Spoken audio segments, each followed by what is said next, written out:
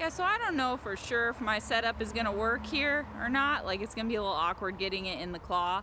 But I just had to show this, like, hardy, healthy looking squirrel, because he is just a friend right there. Like, yeah, he was communicating with me. That's just a good looking squirrel. So I'm coming to you from in a tree, and we're gonna try to see. I wanted to go the other way because there wasn't like traffic, but I just love this moon right here. Always been a big fan of this moon. So coming to you from in the tree, at least we get the moon, and that's pretty cool. And I wore the moon on my shirt today, and my hair is really crazy. This is how it looks when it comes out of my wig setup. So I'm gonna be in this moon, and I'll go a little closer. Yeah, so hey, I had a friend do a really generous thing for me last night, and it was so generous that I wrote my poem about it. Boy, my hair looks crazy. It's just like, it's like hairband. It's like hairband crazy. But I was expressing to a friend who saw my play last night that, you know, I'm not trying to be complainy, because here's the trade-off. Theater saved my life. Theater continues to save my life. Theater is what makes life great to me. So it's a trade-off. But I was just expressing, you know, that we put in like 120 hours worth of work, and we get not a great amount of pay for that. I'm not even gonna say what it is, but it's not a lot. So I was expressing that it's hard, and I will say that I have spent 2 to 3 times as much money just getting some makeup, getting my nails done once, and getting some pantyhose. Just those 3 things, I've spent way more than what I'm making, and it's okay, because it's, again, that balance. It's made life worth living, so that's pretty cool. And it's like that thing that gets me out of bed, that thing that I strive to be better at. Gosh, I love this moon. It's such a beautiful moon. So this friend was like, what's your Venmo? And I'm such a grandma who like thinks that all apps are, you know, evil robots out to destroy.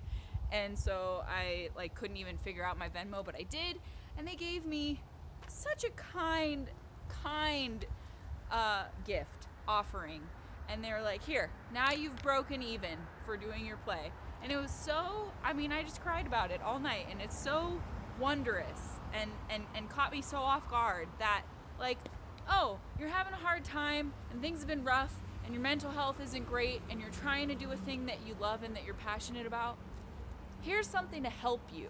And it was just like, wow, when does that ever happen? So I wrote my poem about it, and here it is with me and my crazy hair. It's called Be Great-Hearted. Let's get the good part started.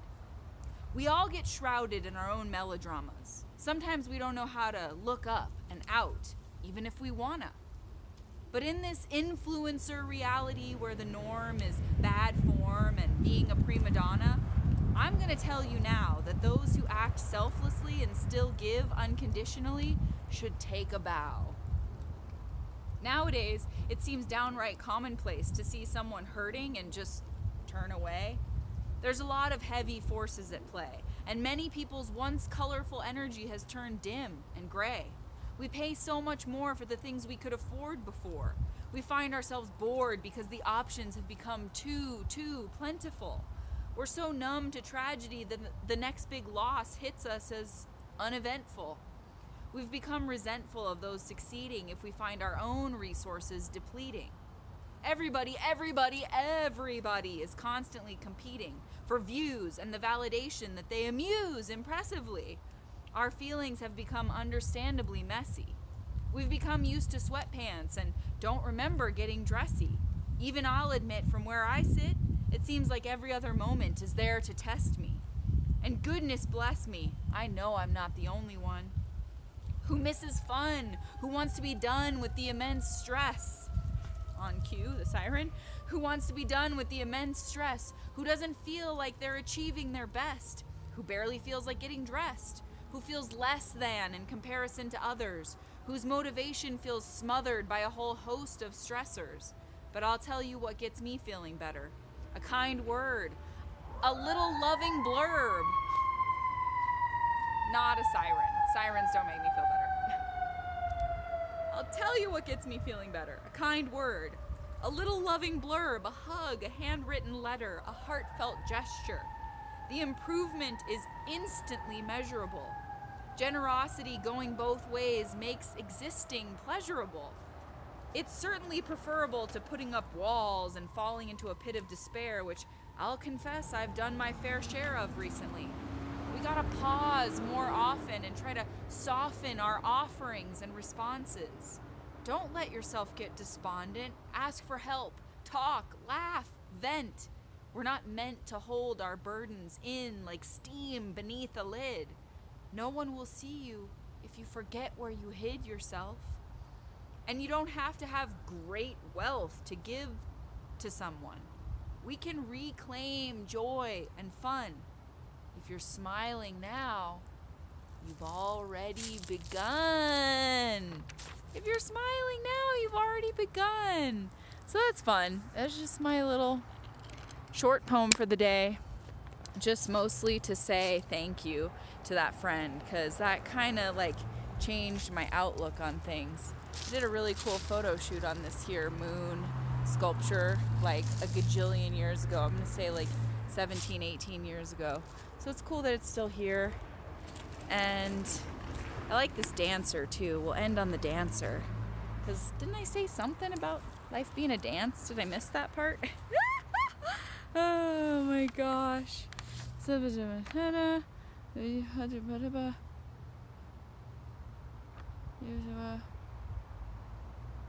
don't know. I thought I said something about, oh my gosh, is it two-sided? Oh my gosh, you guys. Oh my gosh. Oh. Okay, my poem is so much longer than I thought it was. Here we go. This is hilarious. This is way too funny.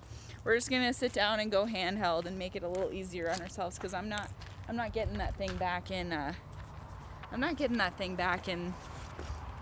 in the clamp again. My poem is so much longer than I thought.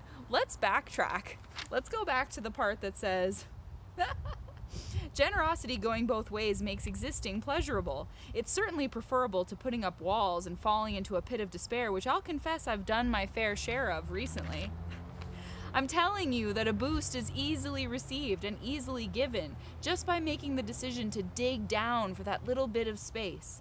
You can beam some kindness through your face, your energy, or your actions.